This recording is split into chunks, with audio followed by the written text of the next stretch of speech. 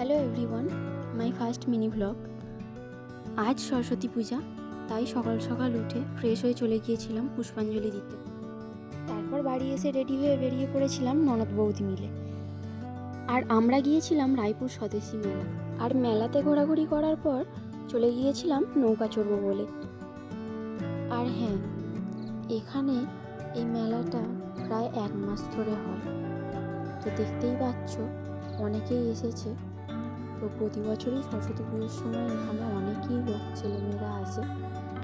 নৌকা টৌকা চড়ার পর একটু নদীর ধারে গিয়ে দাঁড়িয়েছিলাম, ফটো টটো তুলছিলাম।